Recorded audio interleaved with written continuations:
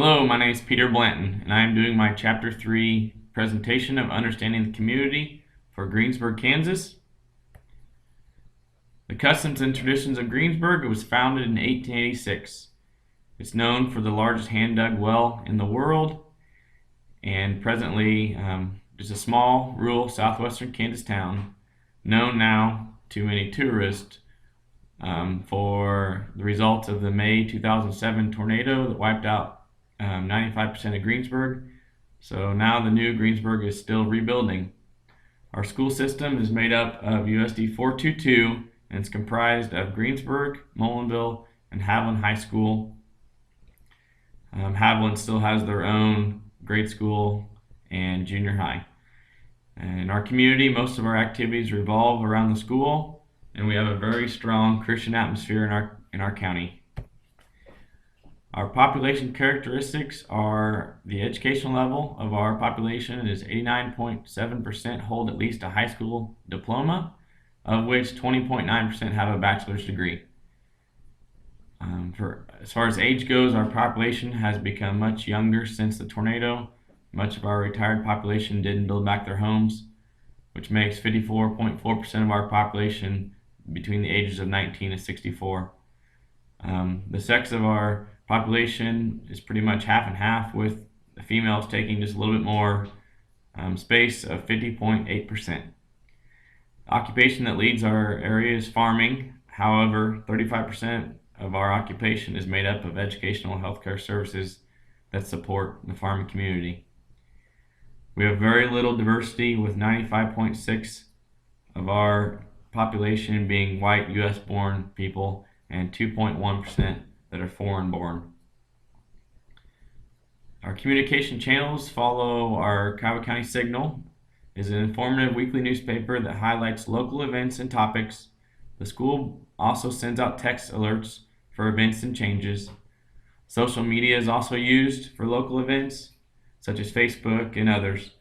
Greensburg also uses a LED highway sign for displaying events of interest, and it's right on US Highway 54 next to the only stoplight in town. And English language is the only one used for our for communication, since our community is not very diverse. As far as community groups go, there are very few interest groups. Local towns around Greensburg have Legion groups, Lion clubs, and various others. Rotary Club is active in Greensburg with supporting needs of the community and was very active after the tornado with helping people with their needs. The only organizations present that dominate school politics are the following. The school board, which is active in making sure each student has the best possible chance of getting the best education in our county. Our city and county leaders continue to make big decisions as we continue to rebuild our community. The leadership of our town, like many small towns, some of our leadership can change when votes are cast. The mayor, the city administrator, the county commissioners, city council, and school board have all been vital for the rebuilding of our community.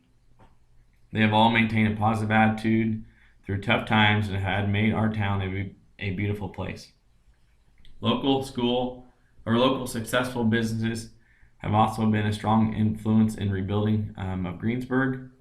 They've stepped in, when things need to be done, and sometimes they didn't even, take a payment for it, which has helped out a lot.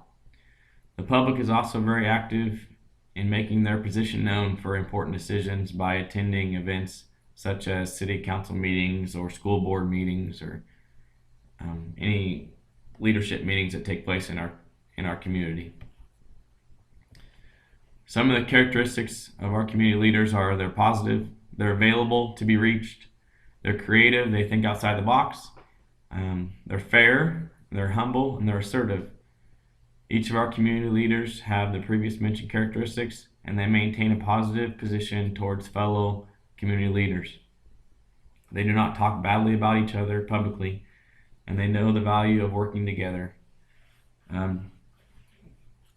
Even though not worrying about to achieve a common goal with worrying about getting their own agenda accomplished.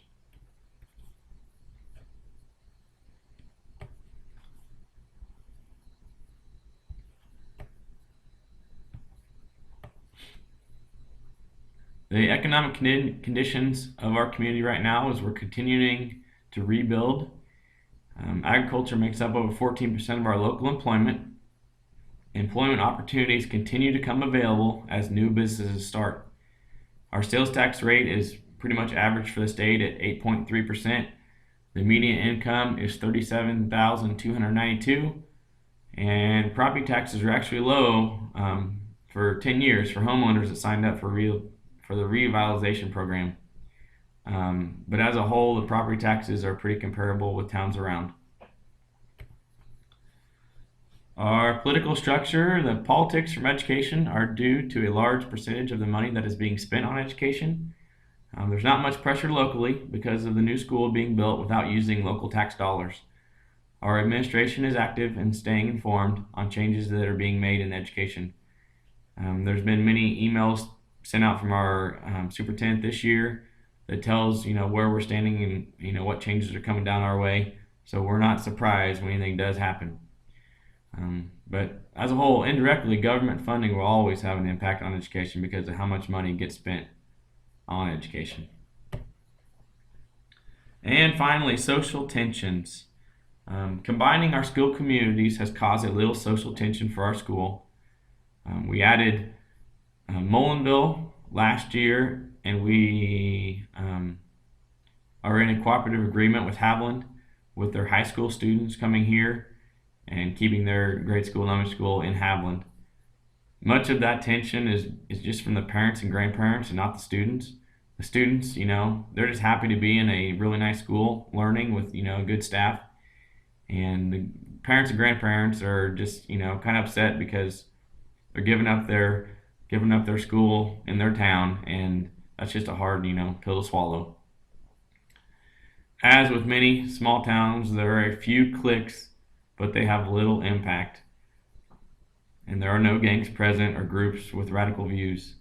The only really group in town is kind of like the religious organizations in our community that work well together, and they're all a part of the Ministerial Alliance that helps distribute food to people, and they also operate a secondhand store that helps fund the Ministerial Alliance to give donations to people in need, or if there's a person traveling through town that needs a night stay, the Ministerial Alliance will step in and pay their hotel for the night.